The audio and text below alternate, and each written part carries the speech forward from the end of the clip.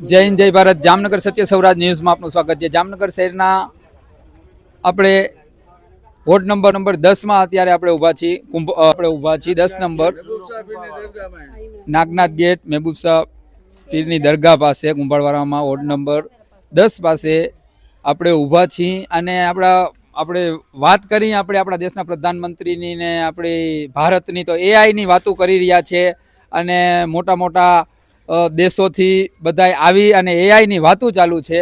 આપણા ભારતમાં પણ અહીંયા ક્યાંક એવું દેખાય છે કે આ ગટરોના પાણીથી એઆઈ ની વાતો કરે છે, પણ ગટરના પાણીનો નિકાલ જામનગર મહાનગરપાલિકા નથી કરી શકી। જામનગરમાં શું કરી રહી છે, જે જિમ્મેદાર અધિકારી છે તેના પર જે માણસો છે તે આમ ખાલી સરિયા કરીને વહી જાય, જેવું તેવું કામ કરીને વહી જાય છે। આપણે આગળની ચર્ચા બહેનો સાથે કરશું। તમારું નામ?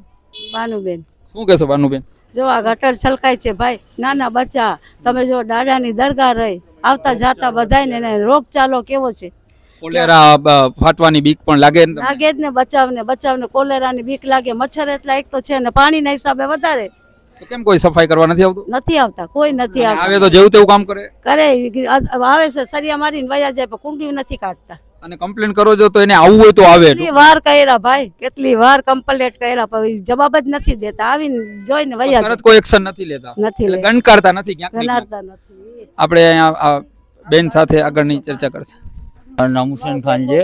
2 મહિનાથી તો મેં હારિયાપટ્ટી કર્યું, ગટર માટે અરજીયું ને ફોન કર્યું, વहाँ જાઉં તો એમ કહે કે આવે છે, આજ આવે છે, 8 દિવસ પછી ના આવે।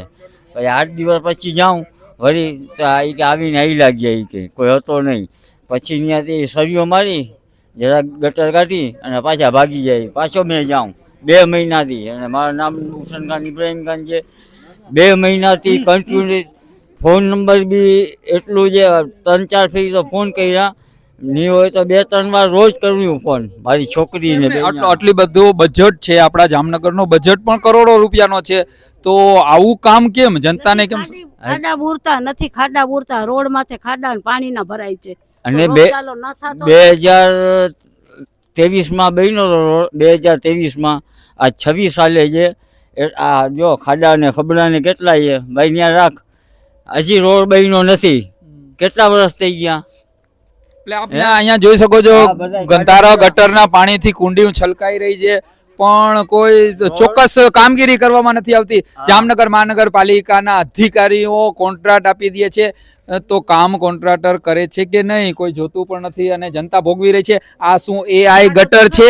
આ કઈ ગટર કહેવાય? ક્યાંક ને ક્યાંક દુનિયામાં ક્યાંય ગટરના પાણીથી કોઈ જનતા પરેશાન નથી, પણ ભારતની જનતા આટલા કરોડો અબજો રૂપિયા ટેક્સ ભરતા છતાં ના રોડ ના રસ્તા ના ગટરની હાલત। આ ખાડા જુઓ તમે, આવો। આપણે ઓલા બેન સાથે ચર્ચા કરશી। આમ પાછળ વયા જાઓ ભાઈ, આ બેન સાથે। શું તમારું નામ? રમજાન અફસાના। રમજાન નો આવો પવિત્ર મહિનો છે, કોઈ નમાઝ સલાત પડવા નીકળે છે, દરગાહમાં સલામ દુઆ કરવા નીકળે છે, નાઈ ધોઈને નીકળે ને ગટરના પાણીમાં પગ ભરાય, છાટાથી ઉડે, ત્યાં છોકરા નાના અહીંયા રમતા હોય તો બીમાર ના પડે મચ્છરના હિસાબે, તો કાંક એક્શન લીએ તો વધારે સારું છે। એમની કર્મચારીઓને પૈસા પગાર મળે છે તો પણ કેમ ચોક્કસ સારું કામ કરવામાં નથી કરતા? કામ નથી, એટલી ફરિયાદ કરતા, રોજ દિવસમાં 2-3 વાર કમ્પ્લેન કરવા જાય છે તોય કોઈ ધ્યાન દેતા નથી, ગણકારતા નથી। એટલે એમને એમ કામ કર્યા વગર રૂપિયા જોઈ છે તે હોય લોકોને। રોજ નું થયું, આ ગટર રોજ છલકાય છે, એક દી બાકી નથી। રાતના દિવસે ગુરુવારે ગટરું અમારી આખી ગટર એટલું ખરાબ થઈ ગયું હતું, પાણી અમારે ઉમરામાં પાણી આવતું હતું, અમારે કેવી રીતે બહાર નીકળવું, અમારે વિચાર કરીને બહાર નીકળવું પડતું હતું। અમે લેડીઝ અમે પોતે ગટરું આખી સાફ કરી છે। હવે તો પછી હદ થઈ ગઈ આટલી, કેટલે ક્યાં સુધી આટલા રાહ જોઈ? અને દુનિયાના માણસો આખા કોઈ એવું ગામ નથી જ્યાં દરગાહ નથી આવતું અમારે અહીંયા, કેવી રીતના પછી હવે કરવું એ કયો? આપ જોઈ શકો છો કે વોર્ડ નંબર 10 જામનગર શહેર નાકાની જનતા ગટરના ગંધારા પાણીથી પરેશાન છે। તરબોળ ગટરના પાણી ભર્યા છે અને આપણા ભારત દેશમાં આપણા પ્રધાનમંત્રી એઆઈની મોટી સભાઓ અને મંડપ ગોઠવી અને એઆઈ દેખાડે છે। એટલે આ કેવો વિકાસ કહેવાય, આ કેવું અદ્ભુત ગુજરાત કહેવાય। હજી આગળ હું તમને કચરો દેખાડીશ કે જે જામનગર મહાનગરપાલિકા તંત્ર ના જે બુદ્ધિજીવ જે જનરલ બોર્ડની મીટિંગમાં બેઠે છે તેને હું એક મારા પાસે જે વિચાર છે તે આપીશ કે કચરાનું શું કરવું। આગળ હું તમને કચરો બતાવીશ। નથી જનતા પોતાના અધિકાર, ભારત દેશ આપણો આઝાદ થયો પછી અધિકાર હજી સુધી સમજી નથી. શું કહેશો દાદા?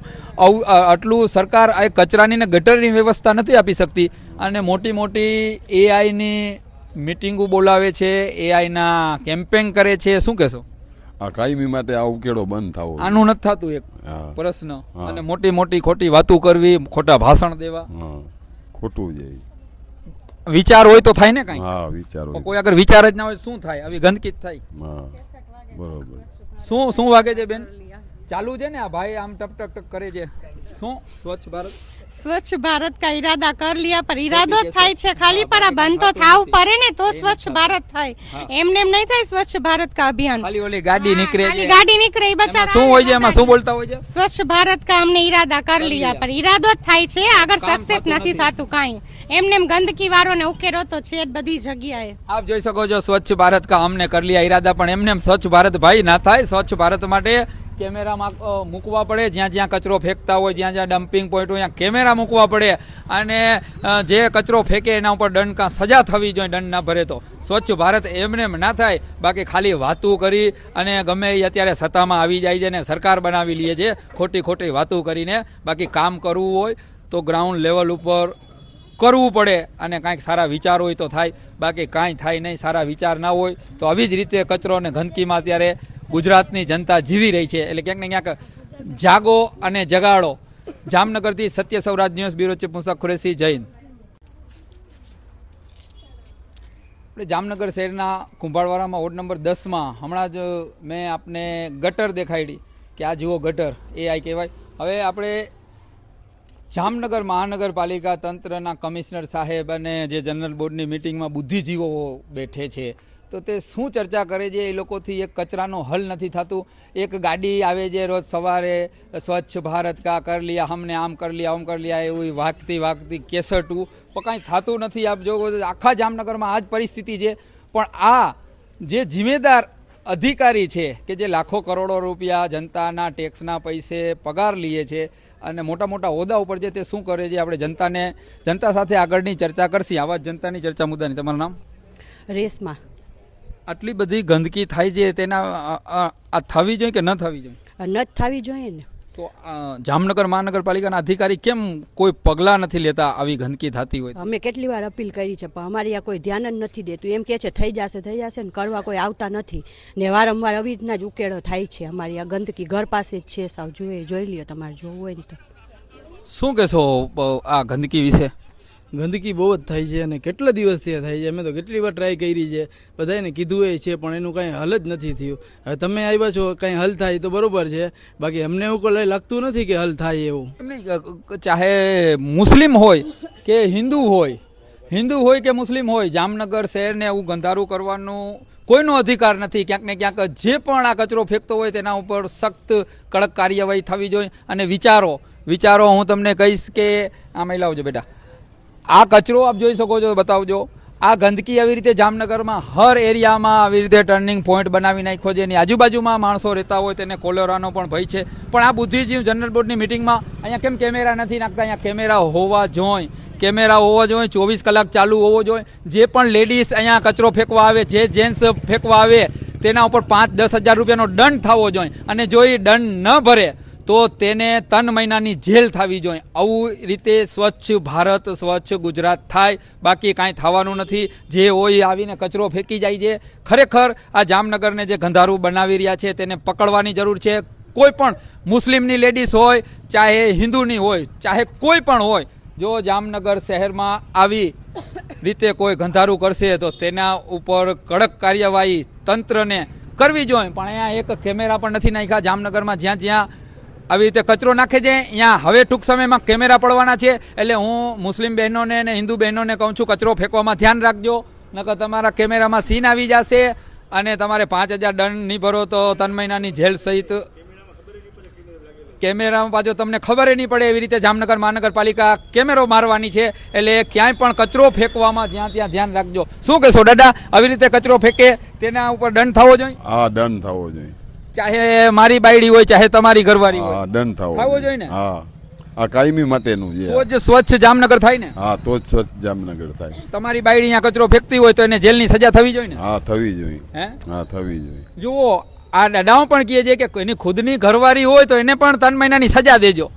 જોઈ શકો છો આ છે દાદા, તમારું નામ શું છે? અસલમ મકવા અસલમ. અસલમભાઈ પણ જો કેવા વિચાર છે જામનગરના, આપ જોઈ શકો છો અસલમભાઈના, કે કદાચ એની વાઈફ હોય તો એને પણ 5000 દંડ ના ભરે તો જેલમાં નાખી દેવાની 3 મહિના, બાકી સ્વચ્છ ભારત તો જ થશે. હા તો આવો કંઈક કરવું જોઈએ ને જામનગર મહાનગરપાલિકાએ કેમેરા નાખીને. આ મારે અપીલ છે કે આ કાયમી માટે બંધ થઈ બંધ થઈ જાય. આખું જામનગર સ્વચ્છ થાય. હા આખું અને જામનગર બીમારીથી છુટકારો મળે, બીમારીથી છુટકારો મળે. કોલેરાથી છુટકારો મળે. હા કોલેરાથી છુટકારો મળે. શું કહેશો આ વિષય ઉપર? આ વિચાર સારા છે, એટલે આ વિચાર સારા છે. આવી રીતે આખા જામનગરમાં કરે તો આ કચરો ક્યાંક ને ક્યાંક બંધ થઈ જાય ને. સાવ થઈ જ જાય ને, સાવ આખા ગુજરાતમાં. આખા ગુજરાતમાં બંધ થઈ જ જાય અને આ બીમારીઓ ના થાય. કેમેરા નાખી દે, કેમેરા નાખી દઈએ, દંડ કરી નાખે. દંડ કરી નાખે. કેમેરામાં તો આવી જાય કોણ નાખે છે. હા બધા આવી જ જાય, એ જરૂરી જ છે.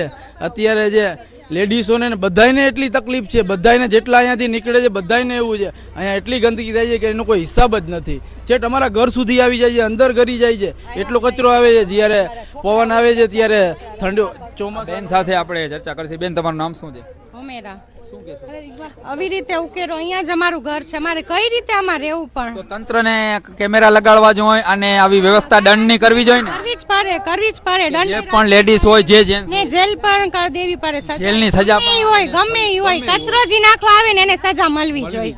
અમે ચાહે હિન્દુ હોય ચાહે મુસ્લિમ હોય.